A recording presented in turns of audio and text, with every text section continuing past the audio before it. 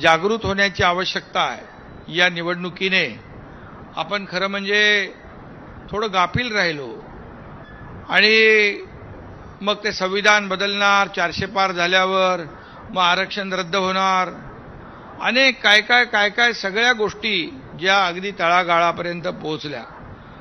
मला काही लोकांनी तर सांगितलं की महाविकास आघाडीचे लोक तर याच्यात होतेच, फेक नरेटिव्ह सेट करण्यामध्ये, पसरवण्यामध्ये, परंतु काही NGO देखील यामध्ये होते आणि ते NGO म्हणजे त्याच्यामध्ये सरकारच्या विरोधामध्ये नेहमी भूमिका घेण्याचं काम ते NGO करतात। NGO अनेक आहेत, चांगले NGO आहेत, सकारात्मक काम करणारे NGO पण आहेत, परंतु काही NGO जे आहेत खास करून सरकारच्या विरोधामध्ये मत तयार करणारे लोक आहेत। त्याच्यामध्ये मागे देखील मी म्हटलं होतं की हे नक्षल फक्त गडचिरोलीत नाही आहेत, हे अर्बन नक्षल काही NGO मध्ये घुसलेले आहेत आणि त्यांनी अगदी पद्धतशीरपणे महाविकास आघाडीचे पदाधिकारी आणि हे सरकारच्या विरोधातले काही NGO जे आहेत, म्हणजे चांगले NGOच्या बद्दल आम्ही कौतुक करतोच, परंतु मोदी हटाव मोदी हटाव मोदी हटाव एकच त्यांचं स्वप्न होतं आणि मोदीजीने तर देशाच्या विकासाचा अजेंडा हातात घेतला होता, पण ह्यांच्या हातामध्ये एकच अजेंडा होता, मोदी हटाव मोदी हटाव। मोदी द्वेषाने पछाडले होते लोक, पण मोदी हटाव मोदी तर हटले नाही, हटवणारे हटले, मोदीजी बैठ गए वहां पर प्रधानमंत्री पद पे। आता त्यांना चिंता झाली, अब क्या करेंगे।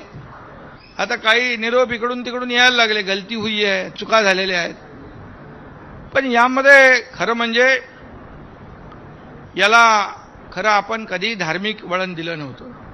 आपण लोकशाहीमध्ये निवडणुका लढवत असताना विकासाला आपण प्राधान्य दिलं। मोदी साहेबांनी 10 वर्षामध्ये या देशामध्ये विकासाची कामं केली, 50-60 वर्षात काँग्रेस करू शकलं नाही। आपण 2 वर्षात देवेंद्रजी आणि मी सुरुवातीला दोघंच होतो, पहिल्या दिवसापासून आम्ही जे निर्णय घेतले लोकहिताचे ते आपल्या समोर आहेत, नंतर अजितदादा आले, परंतु एवढं करून सुद्धा काँग्रेस हे खोटं नरेटिव्ह पसरवण्यामध्ये यशस्वी झालं। यामुळे आपल्याला जागृत राहण्याची आवश्यकता आहे। खऱ्या अर्थाने आपण केलेलं काम लोकांपर्यंत पोहोचवण्याची किती कामं केली आपण।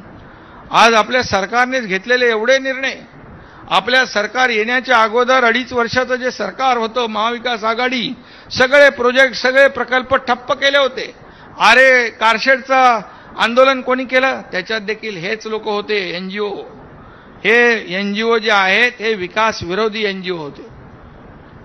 अनेक प्रकल्पाला आपल्याला बंदी, सगळ्यांना स्टे दिला होता। आपण आल्यानंतर सगळे स्टे, पहिले आपण देवेंद्रजी आपण कारशेडचा मेट्रोचा स्टे उठवला, बुलेट ट्रेनचा स्टे उठवला, सगळे स्टे उठवले, सगळे सण उत्सव सुरू होते का अगोदर सगळं बंद होतं, सगळे घरात बसले होते। मला वाटतं आपलं सरकार आल्यावर गोविंदाचा पहिला सण होता, आपण त्याच्यावरची बंदी उठवून टाकली, गोविंदा मोठ्या उत्साहात साजरा केला लोकांनी। त्यानंतर गणपती, नवरात्रोत्सव सगळं एकदम सगळं आपण सगळे निर्बंध मुक्त आपले सण केले, आपली परंपरा, आपली संस्कृती, कारण त्यांच्याकडे संस्कृती नाही, परंपरा नाही, काही नाही। महाविकास आघाडीमध्ये मी काम केलं, मला माहित आहे की काय सगळ्या गोष्टी ज्या होत होत्या त्या आपण पाहिल्या आणि मग हे सगळं झाल्यानंतर 2.5 वर्षानंतर आपण निर्णय घेतला, आपलं सरकार बदललं, आपण लोकांच्या तुमच्या मनातलं सरकार आपण आणलं, बाळासाहेबांच्या विचारांचं सरकार, युतीचं सरकार आपण